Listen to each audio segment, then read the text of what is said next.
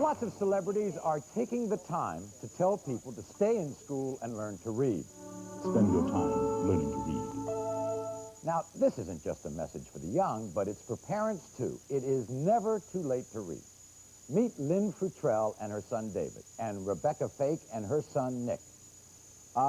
As I understand it, Lynn, for many years you faked it, right? Yes. You kind of pretended that you knew how to read. Yes, when I couldn't read the words, I would skip over them, and any names, addresses, numbers, I didn't read them.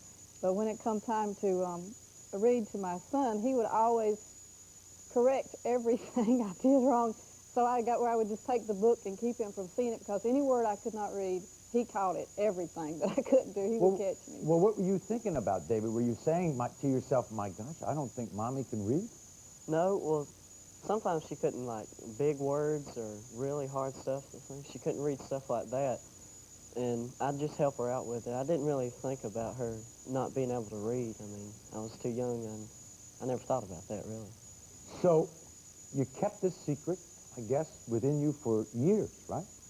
Yeah, but mostly I didn't know it was a secret because I didn't think that I could not read. I thought I could read, so that was the biggest problem. So who convinced who to begin a reading program? I mean, did your son convince you, Lynn?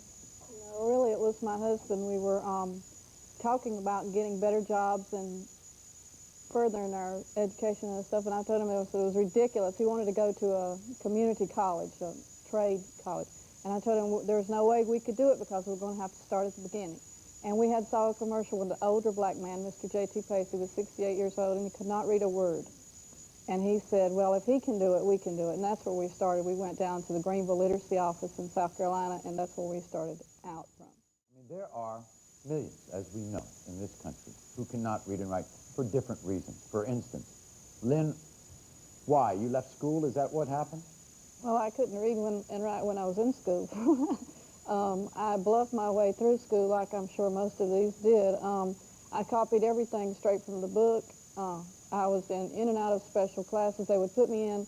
I could do the work in 5 minutes, so they'd take me back out, then would put me back in because they didn't know what was wrong with me. And I would have to go into a little room and read to, I don't know if they were social workers or what, but they would take me in a little small room, looked like a broom closet, and I would read to this lady.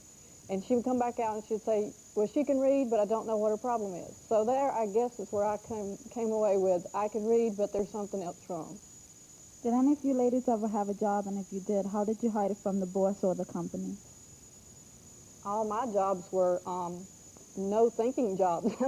you push the box and you hang the thing up and you go back and get another. There was never would I take a job that I would have to do any. Those were the only jobs that you would seek? Absolutely. Never would I take a job that I would have to read or write ever. I would call my mom or my husband to ask how to spell words, or open up a phone book and look for words in a phone book. How about you, David? Is there anything you want to tell your mother? Well, I just want to say that I know it's been hard and everything that you've went through, and you had to struggle through school and struggle with the problem and just trying to fight through life and hide it. But I really appreciate you going back and trying to make life better, and I really love you for it. Oh, and that's terrific.